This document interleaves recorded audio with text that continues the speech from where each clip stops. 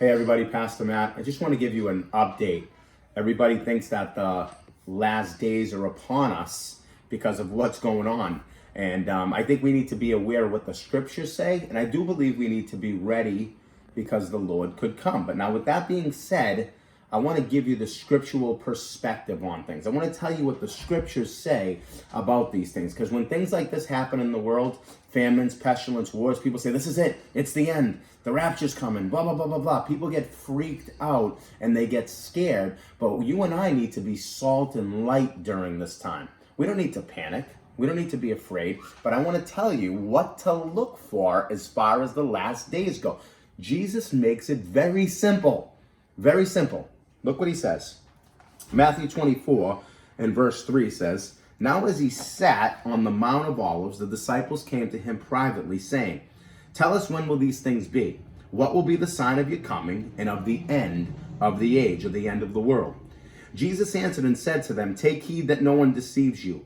Many will come in my name, saying, I am Christ, and will deceive many. You'll hear of wars, rumors of wars. See that you are not troubled.'" So you see what he says?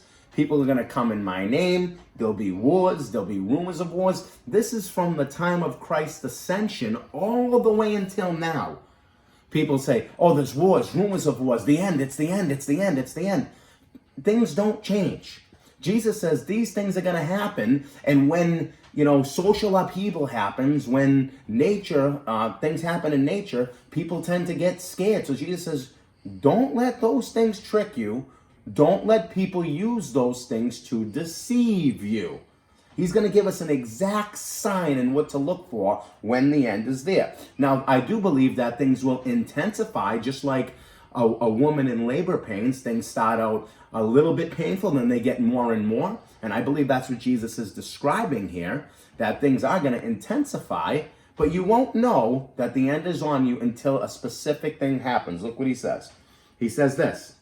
"These things will come to pass, but the end is not yet. Nation's going to rise against nation, kingdom against kingdom, and there will be famines, pestilences, and earthquakes in various places. All these are the beginning of sorrows." Now, there's going to be gurus out there right now that tell you that, oh, this is the coronavirus. These are the beginnings of sorrows. It's right now, the beginning of sorrows. And the next thing you know, wait a minute.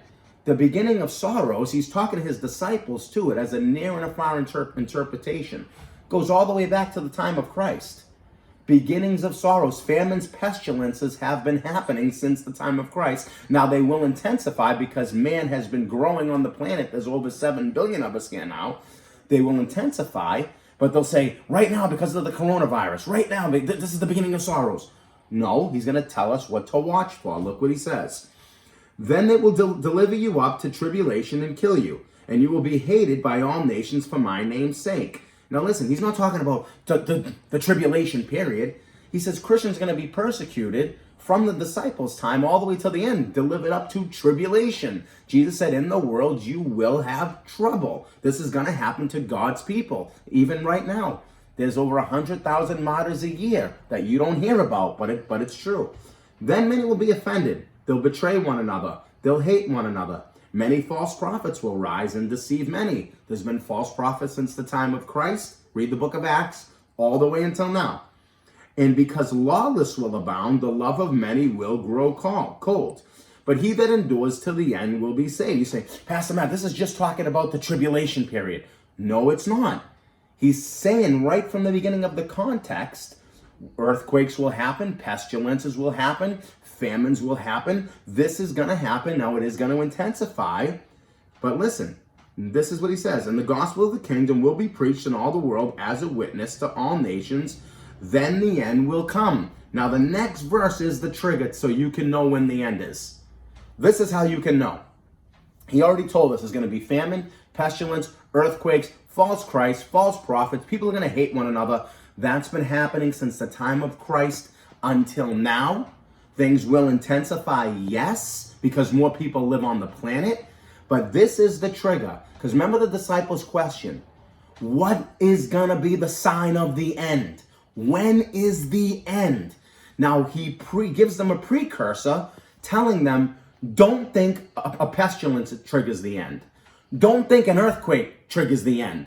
Don't think false prophets trigger the end. He says, no, those things will happen. So when you see people on the news, this is the end, this is the end, an earthquake, pestilence, don't listen. He's going to tell you right now when you know the end is. Very clear, verse 15. Therefore, don't give in to all the things that I just taught you about thinking that's the end. It's not. This is the end. Therefore, when you see the abomination of desolation spoken of by Daniel the prophet standing in the holy place, whosoever reads in that time, right? Let him understand. Verse 16. Then flee, then run, then you know it's the end. It's the same thing Paul said in 2 Thessalonians when Antichrist, the man of sin, is revealed. The abomination of desolation. He exalts himself above God, says that he is God, sets up some kind of image. That's when you know the end is. Now, if you look out and if someone stands up in Jerusalem in the holy place on the holy Temple Mount and says, you know what, I can cure this coronavirus. I know what's happening in the world. I can give peace to the nations, and people start to hail him as the Messiah. And then he says, you know what, I'm God in the flesh, or he asks people to bow down to an image. That's the sign when you know the end is. That's what we need to be watching for when Antichrist is revealed. Now, we need to be ready. We need to be watching. We need to see what's going on in the signs of the times. But don't panic. Say, this is the end, an earthquake. This is the end, pestilence. This is the end. Listen, when you see the abomination of desolation, Jesus told us the same thing Paul piggybacked on. That's when you know the end is. Lead people to Christ right now during this time. God bless.